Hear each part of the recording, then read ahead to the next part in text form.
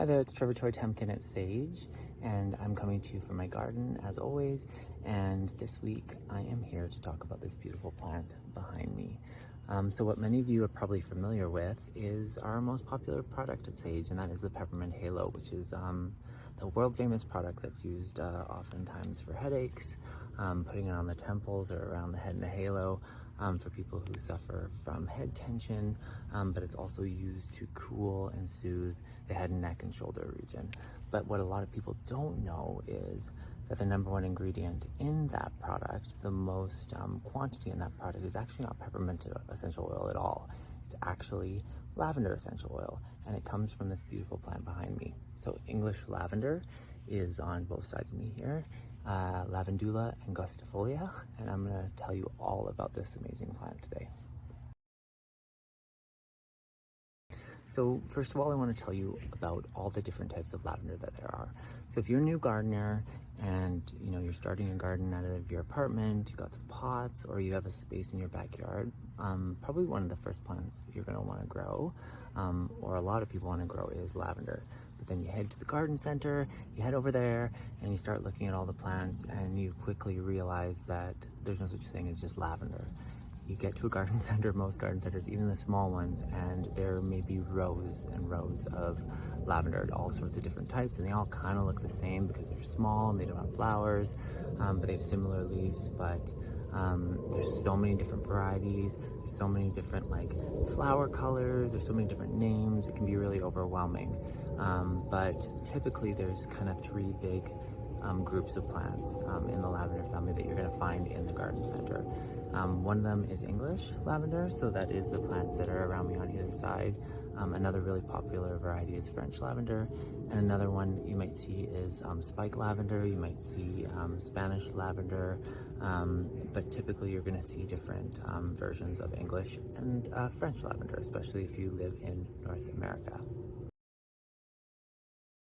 Let's take a look at how these plants are growing. So English lavender is really what you probably think of when you think of lavender.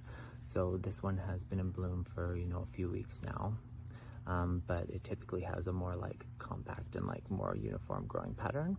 Whereas a French lavender, you've probably seen those as well, but they're more of a round shaped flower head at the end, but it actually has petals kind of coming out the end that look almost like bunny leaves, or bunny ears, sorry, bunny leaves, bunny petals.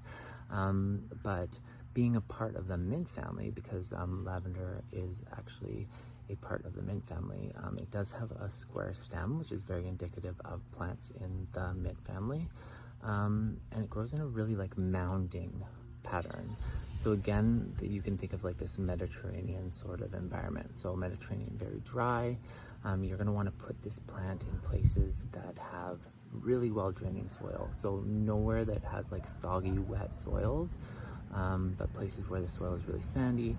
It's going to drain through any water really easily. And actually how I like to grow a lot of our lavender plants is by planting them right in rocks. So, and on some sort of a hill. So we've created a little bit of a hill with dirt here, and then topped it off with rocks. And that just helps to create a little bit more warmth to it, holds some of the warmth from the early spring sun, and helps warm up the plant earlier to help it bloom quicker and help it kind of get going, but it also creates some better drainage as well. So why do I love lavender so much? Well, let's start with nature and the whole nature of it all, and that's just the fact that pollinators absolutely love lavender.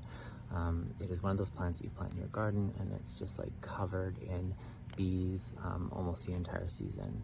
I love how it fits into a landscape. I love how it kind of mounds and creates these sort of clumping large bodies of flowers, but it just creates a really beautiful visual impact in the garden as well. I love how versatile it is. I love that it not only is used in aromatherapy, so lavender flowers are distilled by steam distillation in order to extract all that beautiful lavender oil from them.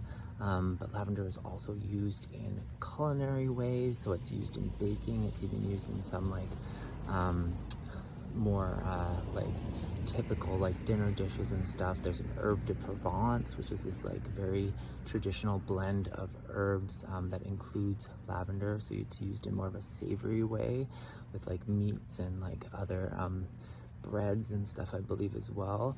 And it's also used in herbal medicine as well in many different ways. So it's used in teas, it's used in tinctures, it's used in salves and like balms, like topically, but it's really just this like incredible plant that has so many different uses. It's very safe. So when we think of it as an essential oil, it's very safe to use topically on the body, and that's a big reason why in Peppermint Halo, the majority of the base of that essential oil blend is actually lavender, because it's a really safe essential oil to put on the body on a regular basis. So it almost acts as like a carrier oil to carry some of those other more potent mint oils that help to like alleviate headaches. But also lavender in itself also has headache reducing qualities as well. So it's also considered an analgesic, so it's considered a pain relieving essential oil. So it also assists the peppermint in that blend to help with headaches or help with any sort of strain or tension in the body. But it's also known as, what a lot of us will know it as, is like this relaxing quality. So we really believe that like with Peppermint Halo is being such an effective product, because it's not just, you know, directly relieving the headache and helping to relieve the pain, but it's also helping to soothe the body through its actions as a nervine. So a nervine is something that calms the nervous system, it calms you down, it works on stress. And Peppermint Halo really is one of those products that works in so many like synergistic ways, with different plants coming together to create this really effective formula to help ease tension, ease headaches, and also ease stress in the body. But then you will find it in formulas as well for like stress and sleep. So it's in stress release, it's in sleep well, it's in a huge majority of our products, and I would guess it's probably one of the oils that we use more than any other oil at Sage. I urge everyone to explore this plant. It's a great starter plant. It grows really easily. For the most part, it grows great in pots, and it's a great plant to introduce into your garden. And again, go to the garden center, don't be intimidated. Pick one that looks pretty to you. They come in all sorts of different shades, from like purples to whites to different shades of pink. But it's just a great versatile plant, and it's a great plant to learn more about how things grow and how beautiful the world is and how much nature loves these beautiful gardens that we create. So enjoy.